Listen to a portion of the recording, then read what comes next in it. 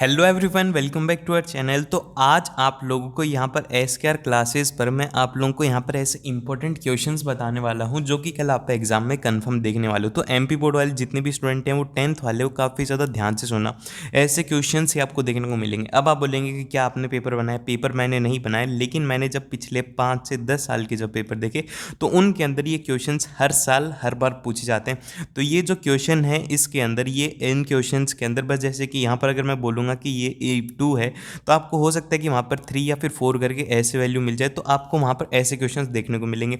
और सबसे बढ़िया बात क्या है कि यहाँ पर ये इंग्लिश और हिंदी दोनों के अंदर है। तो इंग्लिश मीडियम वाले इंग्लिश वाला देख लेना, हिंदी वाले हिंदी वाला देख लेना। तो जिसको जो भी मीडियम हो वो उससे देख सकता है। तो फिर चलिए स्टार्ट करते हैं। स्टार्ट करने से पहले आप सभी अगर पहली बार आए हो तो सब्सक्राइब कर लेना, क्योंकि आपके और भी 10th क्लास से रिलेटेड पेपर वगैरह सब कुछ यहाँ पर प्रोवाइड करवाया जाएगा। तो उसको देखने के लिए सब्सक्राइब कर लेना और लाइक ज़रूर से करना और अपने फ्रेंड्स के साथ में शेयर कर देना, ताकि उनको भी पेपर के बारे में थोड़ी अच्छे तरीके से सॉल्व हो जाए उनसे।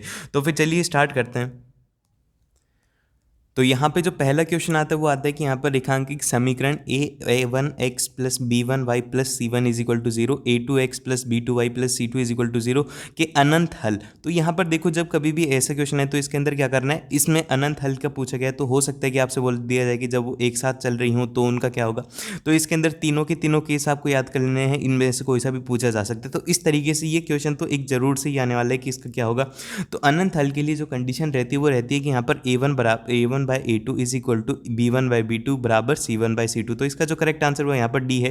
तो कितने बच्चों ने यहाँ पर ए का आंसर डी लगाया? अभी देखो मैंने पूछा है आप लोगों से, तो जो भी स्टूडेंट हैं वो देखते रहिए। अगर जिसका आंसर डी है वो कॉन्ग्रेचुलेशन लिख दीजिए, क्योंकि आप लोगों ने यहाँ पर एकदम से सही किया है। तो कॉन्ग्रेचुलेशन, आपने पहला क्वेश्चन सही कर लिया। अभी इसी तरीके से क्वेश्चन नंबर 2 है, इसका आंसर बताओ। क्वेश्चन नंबर 2 का आंसर कमेंट सेक्शन के अंदर कमेंट करके बताओ। तो अभी हम इसे सॉल्व करते हैं। देखो, अब इस तरीके का क्वेश्चन को यहाँ पर गलतियाँ ये मत करना, जैसे कि इसके अंदर तो बस आपको लिखना ही है कि जैसे कि आपको मानना है बी लिखा और फिर उसके बाद बस इसका आंसर लिख देना है कि इसका आंसर बी है और इसके ब्रैकेट में लिख देना 2। तो इस तरीके से लिखना और उसके अलावा इसको सॉल्व नहीं करना, इसको हल करने की कोई ज़रूरत नहीं है उत्तर पुस्तिका में।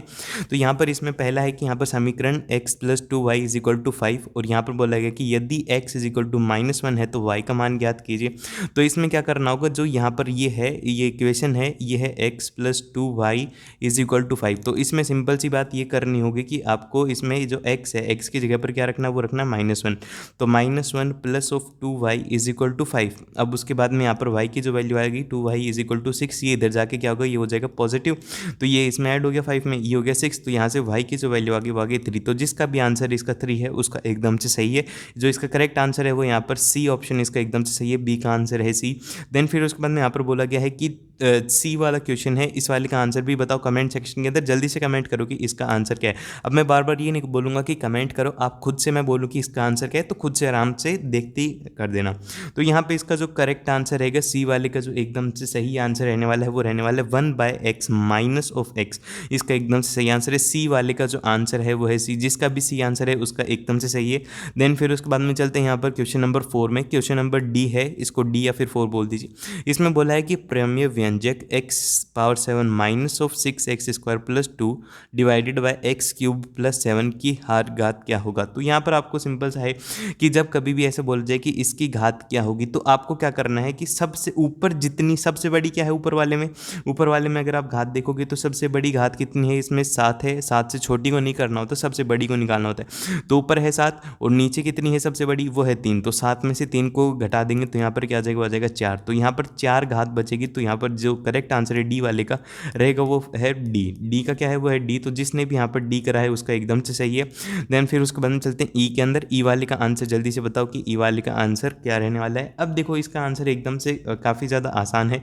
इसका क्या बोला है कि 36 और 49 का क्या बनाना है, मध्यमानुपातिका। तो यहाँ पर आप खुद ही बता दो इसका ई वाले का आंसर क्या है। जल्दी से कमेंट सेक्शन के अंदर कमेंट करो कि इसका आंसर क्या है। मेरे को सभी से आंसर चाहिए जो भी देख रहा है। देखो मैथ्स है, मैथ्स के अंदर जितनी ज़्यादा प्रैक्टिस करोगे उतना ही ज़्यादा आपका पेपर अच्छा होगा। अगर आप आज बैठ करके चाहे से 1000 वीडियो भी देख करके चले जाओगे और खुद से पेन उठा करके प्रैक्टिस नहीं करोगे ना, तो कुछ भी नहीं होने वाला। जब तक पेन खुद से उठा के प्रैक्टिस नहीं करोगे कुछ भी नहीं होगा, ठीक है। तो इसलिए क्या करो, पेन उठाओ और इन सभी को सॉल्व करना स्टार्ट करो। जितना ज़्यादा सॉल्व करोगे उतना ज़्यादा अच्छे से होगा। ई वाले का आंसर मेरे को जल्दी से कमेंट सेक्शन के अंदर कमेंट करके बताओ कि ई वाले का आंसर क्या है। ई वाले का जिसने भी आंसर बोला है डी, उसका एकदम से सही रहने वाला है। देन फिर उसके बाद में चलते हैं, यहाँ पर इसके अंदर बोला गया कि आपको सही ऑप्शन चूज़ करना है। तो यहाँ पर आपको बोला है कि वर्ग समीकरण ये दिया हुआ है a x square plus of b x plus c is equal to मूल वास्तविक एवं बराबर होता है।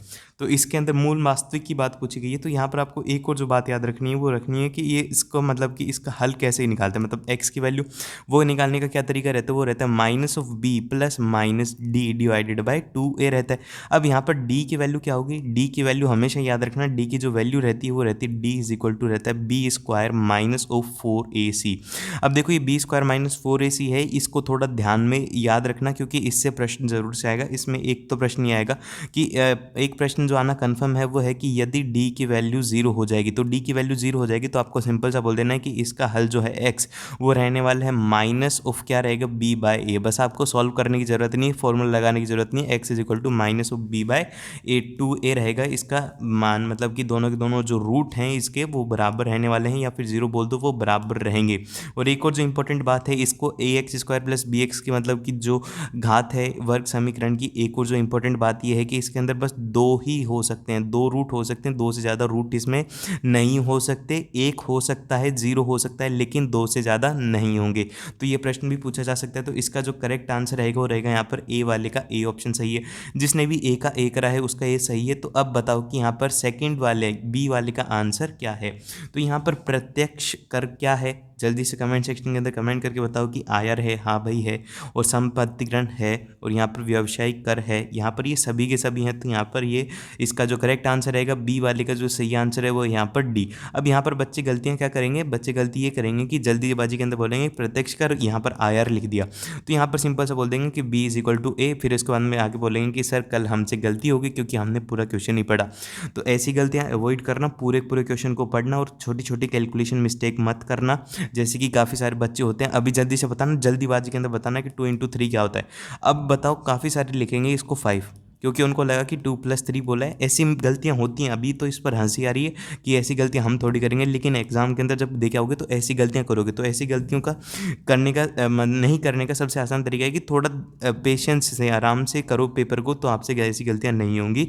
तो इन गलतियों को अवॉइड करने के लिए साथ में सॉल्व करते हुए चलो। अब यहाँ पर बोला गया है कि शिक्षा उपकर की प्रचालित दर है। तो शिक्षा उपकर की प्रचालित दर कितनी है, इसमें है 3%, एकदम से सही है। तो यहाँ पर सी वाले का जो करेक्ट आंसर है वो यहाँ पर डी है। तो किस किस का आंसर डी सही है। अब चलते हैं यहाँ पर क्वेश्चन नंबर डी के अंदर।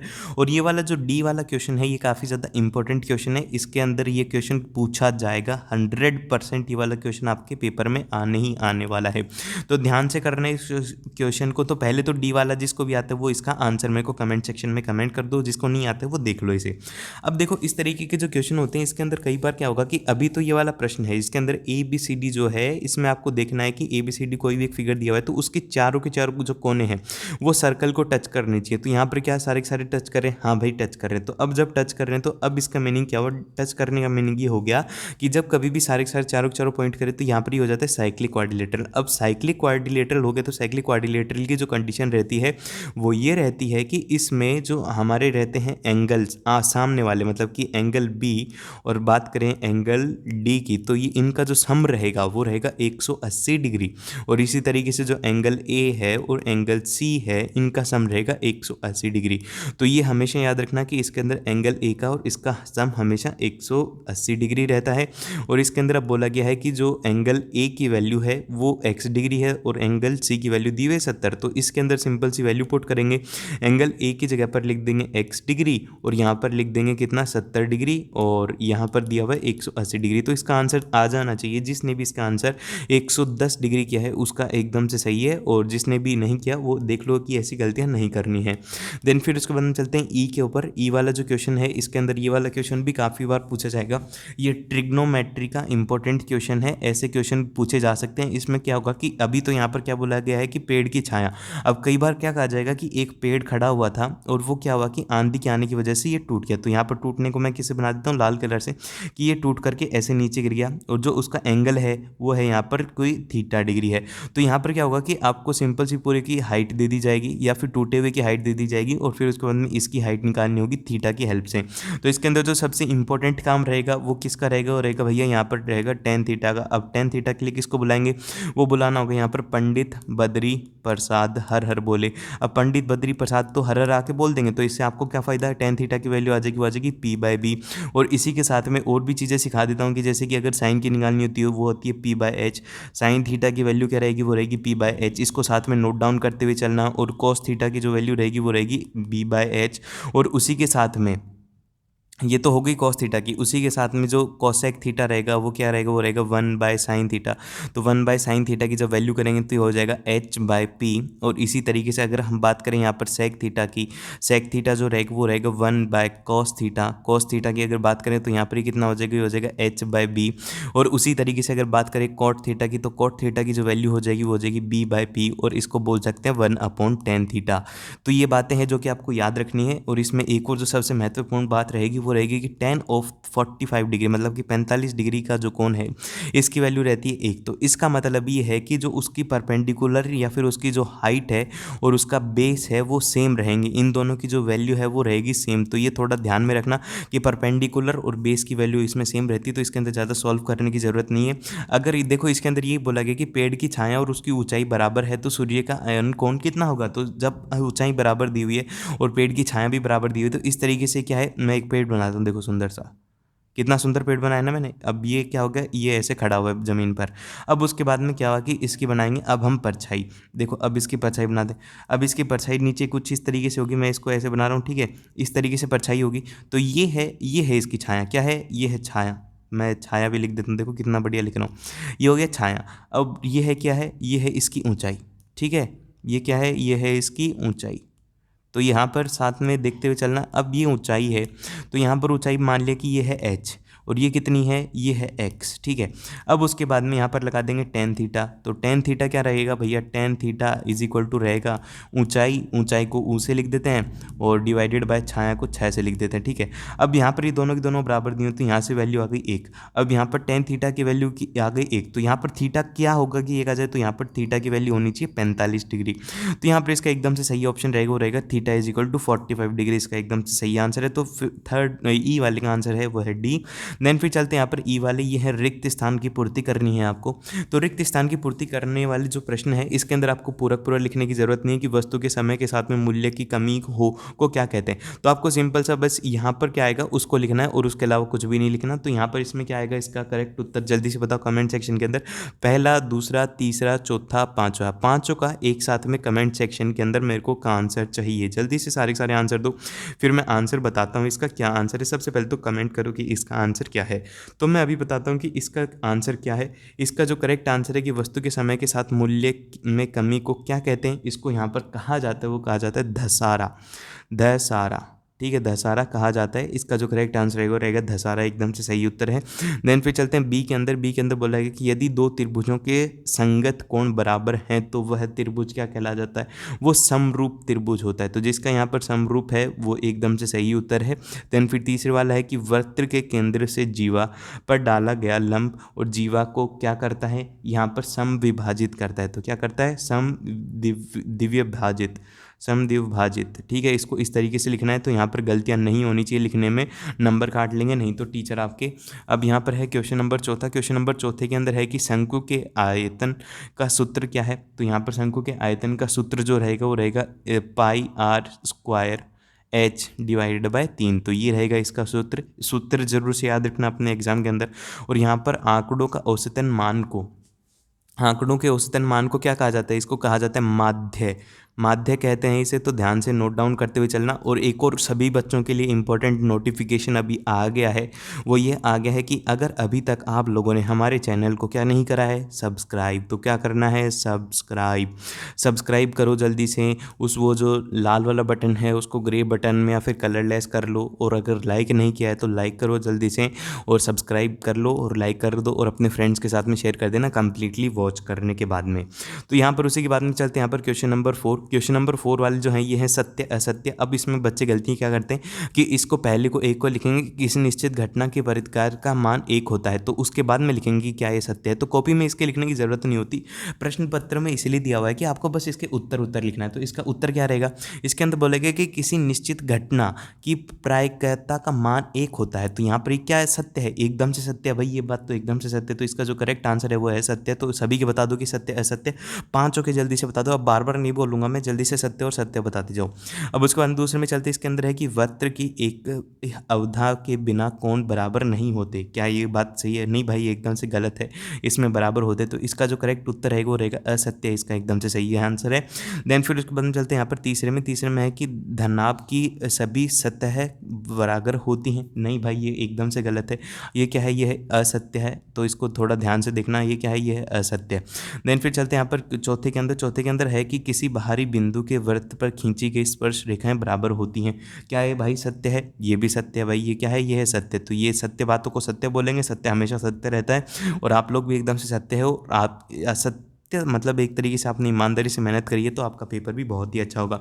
और यहाँ पर पांचवा वाले का उत्तर बताओ जल्दी से। पांचवा वाले का उत्तर जिस किसी ने भी सत्य लिखा है उसका एकदम से सही है, इसका असत्य नहीं, इसका सत्य उत्तर सही है, ठीक है। देन फिर इसके बाद में चलते हैं यहाँ पर, इसके अंदर है कि निम्नलिखित में से आपको सही जोड़ियाँ बनानी है। अब देखो जोड़ियाँ बनानी है, इसके अंदर सबसे ज़्यादा जो काम में आएगी वो आएगी एक तो साइन स्क्वायर थीटा वाली मतलब sine square theta plus of cos square theta is equal to रहता है 1। ये तो होगी सबसे पहली इंपॉर्टेंट, ठीक है। अब दूसरी इसमें इंपॉर्टेंट कौन सी है, इसमें जो सबसे ज़्यादा जो दूसरी वाली इंपॉर्टेंट है वो ये है कि इसमें आपको याद रखना होगा कि sec square theta is equal to रहता है 1 + tan स्क्वायर थीटा। ये दोनों की दोनों इंपॉर्टेंट है। अभी उसी के बाद में जो तीसरी बनेगी वो क्या बनेगी, अभी तीसरी बना लेते हैं। इसके अंदर क्या बोलेंगे हम उसे, हाँ, ये हो जाएगा सेक स्क्वायर थीटा और plus of cosec square theta और divided by is equal to हो जाएगा, वो हो जाएगा 1। तो इस तरीके से ये रहने वाले हैं, इन तीनों को याद रखना। अब पहले वाली की अगर बात करें तो इसमें बोला है कि sine square 30 degree plus of cos square 30 degree. तो यहाँ पर ये क्या बात करी गई है, ये करी गई है कि sine square theta plus of cos square theta. तो sine square theta plus cos square theta की वैल्यू तो पता है हमें 1 होती है। तो ए वाले का जो सही उत्तर है वो है यहाँ पर, ए वाले का जो करेक्ट उत्तर है वो है 6, इसका एकदम से सही आंसर है। देन फिर चलते हैं बी वाले के अंदर, बोलेगा कि 1 + tan स्क्वायर थीटा। तो भैया 1 + tan स्क्वायर थीटा की जो वैल्यू रहेगी, अभी हमने देखा था कि सेक स्क्वायर जो थीटा रहता है उसकी वैल्यू क्या रहती है, वो रहती है 1 + tan स्क्वायर थीटा। तो यहाँ पर इसके जो करेक्ट आंसर रहेगा वो रहेगा 1 + tan स्क्वायर थीटा की वैल्यू है वो है सेक स्क्वायर थीटा। तो इसका जो करेक्ट उत्तर है वो है 4 वाला, सही है। देन फिर उसके बाद में यहाँ पर दिया हुआ है सी वाले के अंदर, ये है कि cos square theta into sec square theta. अभी मैंने आपको क्या बुलाया था, अभी हमने बुलाए थे पंडित बद्री प्रसाद। तो अब जब पंडित बद्री प्रसाद हर बोल के गए थे तो मैंने आपको एक बात सिखाई थी कि जो cos थीटा होता है, cos थीटा की जो वैल्यू रहती है वो रहती है b/h। तो उसी तरीके से अगर हम बात करें सेक थीटा की वैल्यू निकाली थी, वो निकाली थी h/b। तो यहाँ पर सिंपल जी हम जब इसे करेंगे कि ये भी बोल सकते हो कि सेक थीटा रहता है वो रहता है 1/cos थीटा। तो अब हम इसमें क्या करेंगे, इस प्रश्न में हमें क्या लिखना है कि ये जो cos स्क्वायर थीटा है और सेक थीटा है, cos स्क्वायर थीटा को तो cos स्क्वायर थीटा ही रहने दो, और फिर उसी के साथ में जो सेक थीटा है उसको 1/cos थीटा लिख दो। तो यहाँ पर cos थीटा से एक cos थीटा कट गया, यहाँ पर क्या बचा, बस एक cos थीटा। तो इसका जो करेक्ट उत्तर रहेगा वो रहेगा cos थीटा किसमें है, ये 5वें में। तो इसका जो करेक्ट उत्तर है वो है 5 वाला, एकदम से सही है। देन फिर चलते हैं यहाँ पर प्रश्न नंबर डी के अंदर, इसके अंदर बोला गया कि tan of 90 degree minus theta. तो tan of 90 degree minus theta की वैल्यू क्या रहेगी, वो रहेगी यहाँ पर cot थीटा, इसका एकदम से सही आंसर है। तो डी वाले का जो करेक्ट उत्तर है वो रहने वाला है यहाँ पर 3, एकदम से सही आंसर है। देन फिर चलते हैं यहाँ पर ई वाला है, ई वाले के अंदर बोला गया है कि 1 + cot स्क्वायर थीटा। तो भैया 1 + cot स्क्वायर थीटा हमने अभी देखा था, इसका जो करेक्ट उत्तर रहेगा वो रहेगा cosec स्क्वायर थीटा। अभी देखो आप में से काफ़ी सारों ने सही कर दिया होगा, मैंने जानबूझ के वहाँ पर गलती करी थी कि जितने भी बच्चे, मैं देख तो पाऊँ कि कितने बच्चों ने सही कराया। जिस भी स्टूडेंट ने ये सही करा था भैया बहुत ही अच्छी बात है, आप एकदम से अटेंटिव होकर के सुन रहे हो, आपको नींद नहीं आ रही, बहुत कॉन्ग्रेचुलेशंस, बहुत ही अच्छे नंबर आएंगे। जिसने नहीं सुना वो यहाँ पर करेक्ट कर लेना कि 1 + cot स्क्वायर थीटा जो रहता है वो रहता है कोसेक स्क्वायर थीटा रहता है, ठीक है। देन फिर उसके बाद में चलते हैं यहाँ पर इसी तरीके से क्वेश्चन नंबर 6 है। क्वेश्चन नंबर 6 के अंदर बोला गया है कि त्रिभुज के समारूप के लिए आवश्यक प्रतिबंध लिखिए। तो यहाँ पर आवश्यक प्रतिबंध क्या है, सबसे पहला जो प्रतिबंध है वो है कि यहाँ पर संगत कोण, ये लिखना, पहले में लिखना है कि क्या लिखना है, वो लिखेंगे संगत कोण। यहाँ पर लिख देते संगत कोण जो है वो होने चाहिए बराबर। और जो दूसरी कंडीशन है वो है यहाँ पर संगत भुजाएं अनुपानित होनी चाहिए। तो यहाँ पर क्या होनी चाहिए, अनुपानित। तो ये सारे के सारे नोट करते हुए चलना, अनुपानित होनी चाहिए। और इसी तरीके से आपको ये वाला क्वेश्चन करते हैं। अब ये है यहाँ पर इसके अंदर बोला गया प्रश्न नंबर 6 के दूसरे अथवा वाले के अंदर, अथवा वाले में बोला गया कि एक जो है उसकी सीढ़ी है, उसकी ऊंचाई है कितनी, 20 मीटर। और यहाँ पर एक खिड़की की तरफ है जो कि भूमि से कितनी मीटर है, 15 मीटर ऊपर है। और आपको सीढ़ी के निचले सिरे की दूरी ज्ञात करनी है। तो भैया ये वाला प्रश्न काफ़ी ज़्यादा आसान है। इसको किससे करेंगे, ये वाला प्रश्न है पाइथागोरस थ्योरम से। तो अब यहाँ पर पाइथागोरस दादा को याद कर लेंगे। तो पाइथागोरस दादा की इसने क्या कह रहा है कि यहाँ पर एक सीढ़ी लगी हुई दीवार के ऊपर, ठीक है। मैं एक बार इसका अच्छे से डायग्राम बनाता हूँ। यहाँ पर ये है दीवार, ठीक है, ये दीवार बना दी। अब यहाँ पर एक लगा देंगे इसके ऊपर सीढ़ी। अब जब हमने इसके ऊपर सीढ़ी लगा दी, सीढ़ी की यहाँ पर हाइट दी हुई है। हाइट कितनी दी हुई है इसमें, सीढ़ी की जो हाइट है वो यहाँ पर दिया हुआ है कि 20 मीटर लंबी। तो यहाँ पर ये कितना है, ये है 20 मीटर, ठीक है।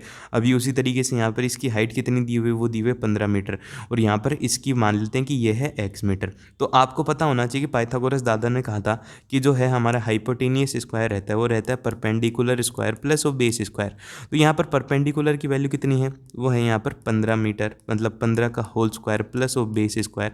और यहाँ पर ये कितना है, ये है 20 का स्क्वायर। तो अब बस इसे सॉल्व करना है। तो इसे सॉल्व करो और कमेंट्स के अंदर करके बताओ कि क्या होगा। तो यहाँ पर लिख देता हूँ कि 400 इज इक्वल टू यहाँ पर ये कितना हो जाएगा 225 और प्लस ऑफ एक्स स्क्वायर। तो मेरे को यहाँ पर एक्स की वैल्यू बताओ, सारे के सारे कमेंट करो जल्दी से, इसका आंसर क्या रहेगा।